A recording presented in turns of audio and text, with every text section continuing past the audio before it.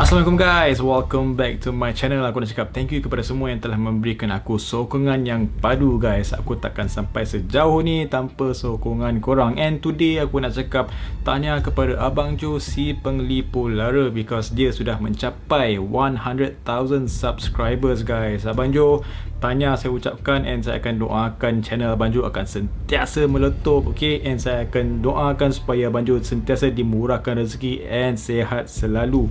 Thank you sebab sentiasa menghiburkan kami dengan kisah-kisah Abang Jo yang menarik. Okay, untuk topik hari ni yang aku nak share dengan korang adalah mengenai seorang serial killer of course. And serial killer ini adalah daripada Brazil, and nama dia adalah Pedro Rodrigues Filho, ataupun nama nickname dia adalah Pedrinho Matador. Okay, ini orang boleh kata panggilan orang Brazil lah, okay? And aku nak kata dia ni adalah seorang serial killer yang berbeza dengan yang lain aku pernah cerita sebelum ni. Why is because dia punya motif adalah hanya untuk membunuh penjenayah dan juga orang jahat yang lain guys. Alright, so tanpa membuang masa lagi, let's get into the video guys. Let's go.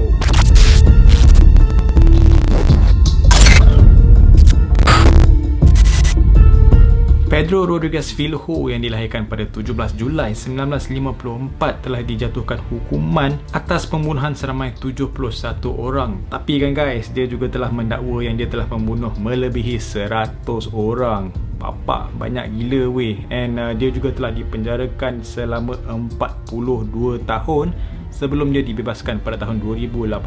Dan semua mangsa-mangsa dia tu kan, termasuk 47 orang yang dibunuh olehnya, iaitu semua banduan-banduan di penjara yang sama dia ditempatkan guys. Dia dilahirkan di sebuah ladang di kawasan perkampungan di Brazil, and dia ni juga telah mengatakan yang dia punya tengkorak dia ni telah cedera parah tau, akibat apabila bapa dia telah menendang perut ibunya semasa mengandungkan dia.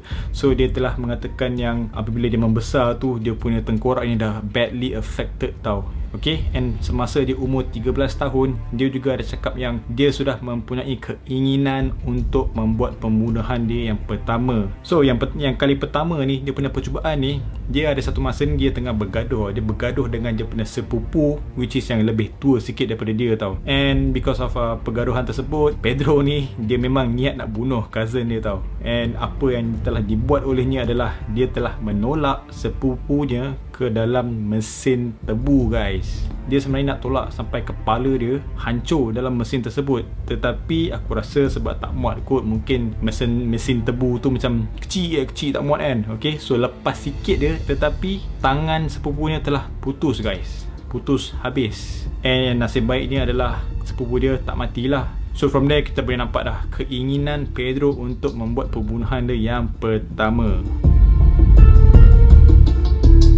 Kemudian pada dia berumur 14 tahun, dia telah membunuh seorang timbalan Datuk Bandar guys, dengan menggunakan senapang patah milik datuknya. Why dia membunuh timbalan Datuk Bandar tersebut adalah dia telah memecat bapanya, seorang security di sebuah sekolah, and dia juga telah dituduh bahawa dia telah mencuri makanan di kantin sekolah tersebut. So Pedro ni memang marah gila. Dia marah sebab dia percaya yang bukan bapa dia yang mencuri. So dia telah menembak Datuk Bandar tersebut di depan Dewan Bandaraya, di depan khalayak ramai guys.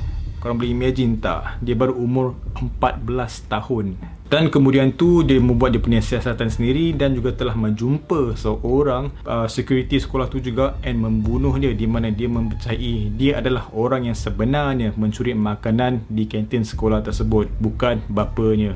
Dan selepas dia membuat pembunuhan tersebut, dia telah lari dan pergi ke Mogi, Sao Paulo, di mana dia telah membuat jenayah dia yang pertama, which is merompak kilang dadah dan juga membunuh pengedar-pengedar dadah di sana guys. So selepas dia melakukan segala penjenayah dia itu, dia sampai masa ni dia telah berjumpa dengan kekasih dia yang pertama guys. Kekasih hati. Bunuh orang juga, but mesti nak jiwang-jiwang sikit lah. Okay, So kekasih hatinya bernama Maria. Okay, so mereka berkenalan di situ, and lepas je lah suka sama suka, mereka pun mula berhidup bersama. Dan sepanjang percintaan mereka itu, Pedro ni dia terpaksa mengambil alih tugas untuk menjadi seorang pengedar dadah guys. Dan selepas itu dia terpaksa untuk membunuh beberapa pesaingnya tau, dan juga telah membunuh 3 bekas kroni. Yang sedih ni kan guys, okay, percintaan dia bersama Maria tidak berpanjangan guys, sebab dalam masa ketika itu dia sedang membunuh sini membunuh sana. Okay, ketua kumpulan pesaing telah membunuh Maria guys, and time tu Maria sedang mengandung dengan anak mereka. So dalam segala kekecohan tersebut, Pedro berjaya melarikan diri. Jadi selepas dia melarikan diri dan juga mencari tempat untuk hidup dengan selamat, dia telah merekrut beberapa orang askar untuk mengadakan perniagaan dia sendiri guys. Dia nak buat dia punya empire. Okay, empire mengedar dadah semua kan, dah macam narkos lah aku rasa, betul tak? Dan ada sebab sebenarnya why dia nak build dia punya empire sendiri, sebab dia hendak membalas dendam ke atas pembunuhan kekasihnya dan juga anak dia yang belum lahir itu. Dan dia juga telah menyeksa beberapa orang pesaing dia dan juga membunuh mereka, dan dia juga hendak menyiasat siapakah yang bertanggungjawab atas pembunuhan Maria. Okay, so ada satu hari ni ketua kumpulan pesaingnya dia sedang mengadakan majlis perkahwinan tau. Member nak kahwin, okay, member nak kahwin tengah syok layan semua kan. Suddenly dia menerima satu kunjungan daripada Pedro dan juga 4 orang rakannya guys. So from here kita boleh nampak lah, sebab Pedro time tu dia tengah mencari siapakah yang bertanggungjawab. And apa yang gila Pedro dia telah meninggalkan jejak dengan membunuh 7 orang dan juga meninggalkan belasan orang yang tercedera guys. Dan if korang nak tahu lagi hebat kan guys, pada ketika itu Pedro hanya berumur 18 tahun.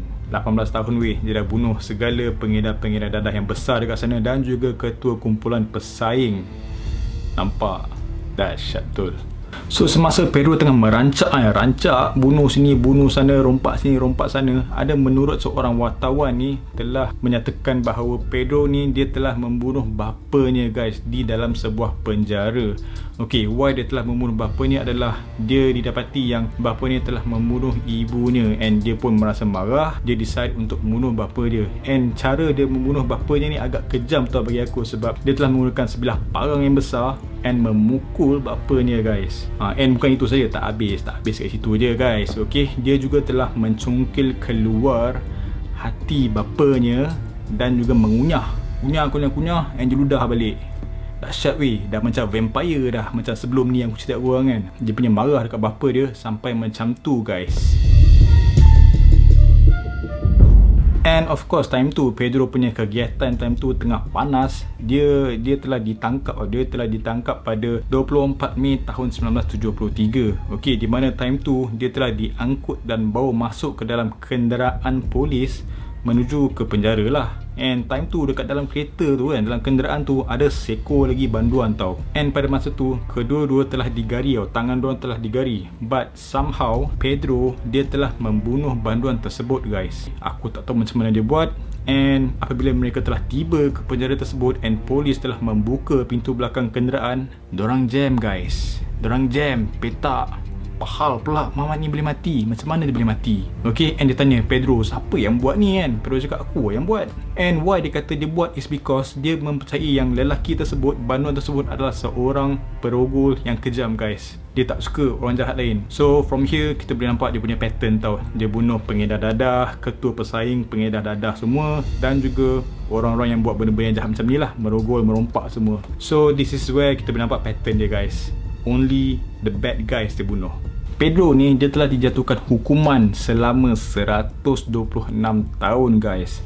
Tetapi di Brazil time tu diorang punya undang-undang macam berbeza sikit lah, sebab atas diorang punya undang-undang ataupun akta keseksaan, maksimum yang banduan boleh diberi hukuman penjara adalah selama 30 tahun. So from there undang-undang mereka telah disemak semula, dan pada tahun 2019 mereka telah berubah kepada 40 tahun maksimum.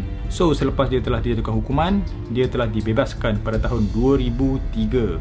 Okay, so bila aku mention 47 orang mangsa ataupun banduan yang telah dibunuh dia dekat dalam penjara, okay, ini yang terjadi tau. Semasa dia dalam penjara, dia ni kan, dia dipukul tau. Dia dipukul oleh banduan-banduan yang lain tau. Okay, and banduan time tu seramai 5 orang. And guys, dia berjaya bunuh 3 orang tau. 3 orang, and dia juga telah menghalau dan juga mengejar 2 banduan yang lain tau. 5 on 1, still dia ni boleh menang tau. So boleh imagine betapa power dia ni. Dekat luar dia power, dalam penjara pun dia power bye. And aku rasa dia mempunyai satu dendam ni, ataupun satu sifat yang marah dekat orang-orang yang buat benda-benda yang jahat ni.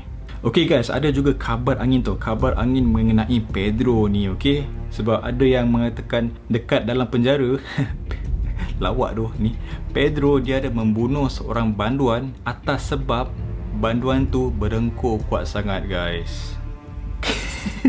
Serius weh, berdengkur kuat sangat, pam, kena bunuh. Bapak kesian tu, memang tengah sedap tidur, alu meleleh kan. Bangun-bangun sudah kena tikam lah. Okay, tetapi ada juga mengatakan yang kabar angin tu tidak benar lah.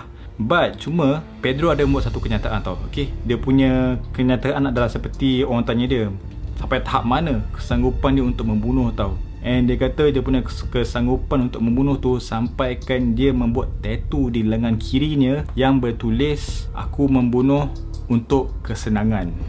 Aku tak tahu apa maksud dia sebenarnya. Kesenangan apa? Lepas semua orang jahat dah mati ke macam mana, kita tak tahu. Tapi from there kita boleh nampak dia punya komitmen dia untuk membunuh penjenayah yang lain guys.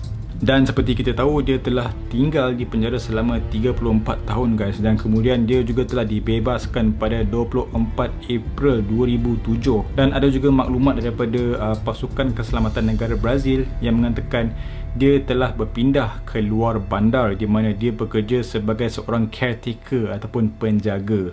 So, pada 15 September 2011, menurut laporan berita di Sao Paulo, ada menyatakan yang Pedro ni dia akan menjalani hukuman penjara selama 8 tahun guys, atas tuduhan dia telah menyertai rusuhan dan juga merampas kebebasan masyarakat di Sao Paulo. Member buat hal lagi bye. Okay, dah elok kerja caretaker, dia buat hal lagi doh. Aku tak faham doh jadi. Dan pada Ogos 2018, Pedro ni dia telah disabitkan tuduhan atas kesalahan yang sama guys. Dia telah menyertai 6 lagi rusuhan tau, and membuat kacau bilau tau. Dan maklumat ni semua adalah daripada bahagian siasatan jenayah Sao Paulo. So because of that, Rodriguez ni telah dimasukkan ke dalam penjara. Tetapi tak lama selepas itu, dia telah dibebaskan pada tahun yang sama juga guys. Apa pendapat korang mengenai Pedro Rodriguez Filho ni, seorang serial killer yang membunuh penjenayah yang lain guys?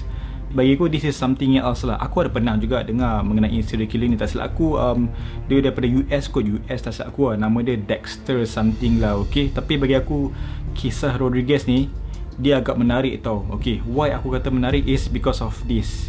Dia ada satu fun fact tau buat Pedro ni.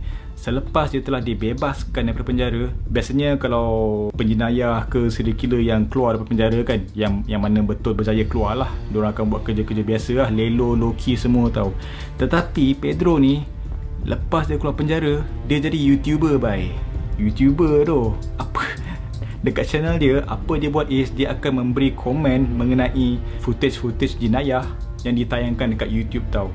Dan juga tak lama selepas tu dia bakal mengeluarkan dokumentari mengenai kisah hidup dia guys. Very interesting lah. Okay, bunuh-bunuh orang, pam, jadi YouTuber tu, lain macam bye. Dan aku juga ada baca-baca sikit lah pasal dia ni kan. Dia pun dapat silver play button tu.